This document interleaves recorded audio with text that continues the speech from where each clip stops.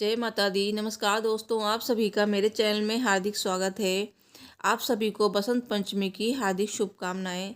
दोस्तों, आज हम जानेंगे बसंत पंचमी पूजा विधि और पूजा सामग्री। तो यहाँ पे ये पूजा सामग्री है। तो यहाँ पे आपको चाहिए फूल। पीले फूलों से पूजा की जाती है, तो फूल पीले ही लें और एक दीपक लें और 40 संग्रह ले लें। साथ ही आप सफ़ेद भोग जरूर लें, क्योंकि सफ़ेद और पीला भोग ही माँ सरस्वती जी को लगाया जाता है। और कलावा, या फिर आप सफ़ेद कलावा को पीली मतलब हल्दी से कलर कर लें।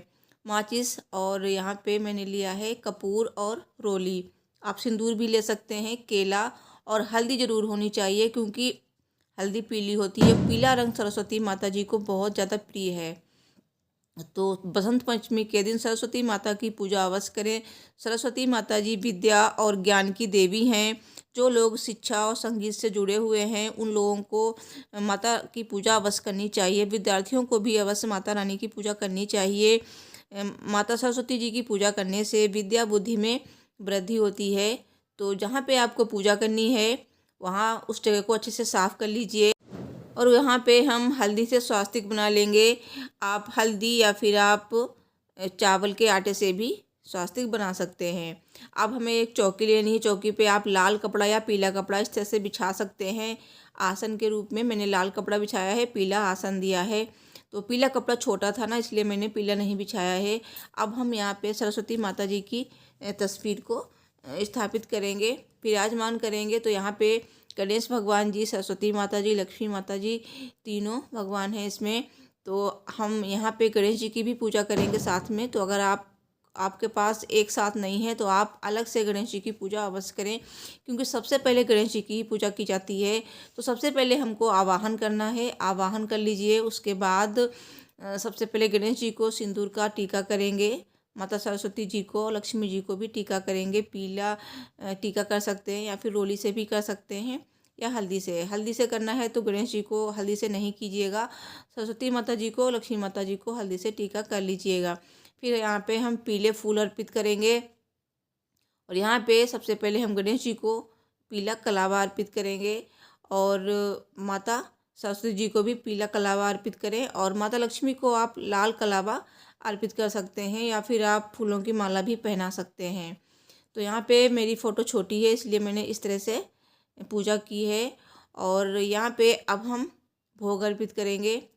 तो भोग में आप पीला नैवेद्य अर्पित करें, या फिर आप सफ़ेद मिठाई का भोग लगा सकते हैं, क्योंकि माता सरस्वती जी को सफ़ेद रंग और पीला रंग बहुत ही ज़्यादा प्रिय है। आप इस दिन पीले चावल बना सकते हैं, मीठे पीले चावल, या फिर पीली चावलों की खीर, मतलब खीर में थोड़ा सा केसर डाल के बना सकते हैं, या फिर आप लड्डू का भोग लगा सकते हैं। तो सबसे पहले गणेश जी को भोग लगा दीजिए। लड्डू का लगा सकते हैं।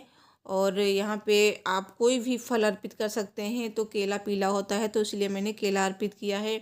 बतासा बहुत ही प्रिय है, तो माता लक्ष्मी को, माता सरस्वती जी को बतासा बहुत ही प्रिय होते हैं। इस तरह से भोग प्रसाद अर्पित कीजिए।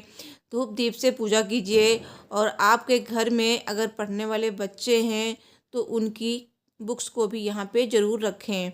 और यहाँ पे आप आरती कर सकते हैं। आरती आप कपूर से कर सकते हैं, या फिर इस तरह से दीपक जला के, घी का दीपक जला के रख लीजिए और कपूर से आरती कीजिए। या फिर आप एक घी का दीपक जलाएं, उसी से आरती कर लें और उसी को पहले जला के रख लें।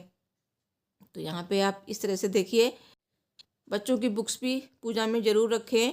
और यहाँ पे आप सरस्वती माता की चालीसा पढ़ सकते हैं। सरस्वती माता जी के मंत्र का जाप कर सकते हैं। और यहाँ पे आप रामायण भी रख सकते हैं, अगर आपके यहाँ रामायण है। और चालीसा संग्रह है, जो भी पूजा की किताबें होती हैं, उनको भी यहाँ पे रख सकते हैं। गीता रख सकते हैं। और इस तरह से आप पूजा कर सकते हैं। और पूजा के अंत में आप आरती करें। और पूजा में आप दक्षिणा ज़रूर चढ़ाएं। दक्षिणा इसलिए चढ़ाई जाती है, क्योंकि अगर पूजा में जो भी कमी रह जाती है, वो दक्षिणा से पूरी हो जाती है। तो इस तरह से आप सिंपल तरीके से पूजा कर सकते हैं। तो सरस्वती जी की पूजा बसंत पंचमी के दिन अवश्य करें, बच्चों से भी कराएं।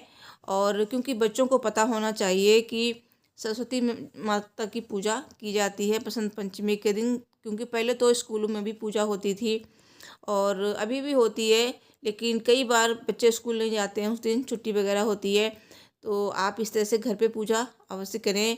और इससे पता चलता है कि अपने जो व्रत त्योहार होते हैं उनके बारे में बच्चों को पता चलता है, और इससे बच्चों का बुद्धि का विकास होता है। माता सरस्वती जी की कृपा हमेशा बनी रहती है बच्चों पर। बच्चे हमेशा हर क्षेत्र में आगे बढ़ते रहते हैं।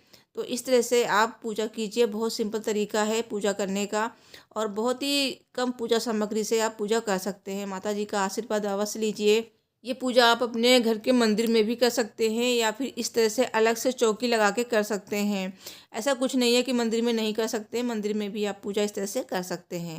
दोस्तों, अगर आपके यहाँ कोई वाद्य यंत्र हैं जैसे बांसुरी या फिर गिटार वगैरह, तो उनकी भी पूजा इस दिन अवश्य करें। माता सरस्वती जी के पास उनको अवश्य इस तरह से रखें। तबला की पूजा कर सकते हैं, क्योंकि संगीत की पूजा की जाती है इस दिन। माता सरस्वती संगीत की देवी हैं, तो पूजा अवश्य करें, अपने बच्चों से भी कराएं।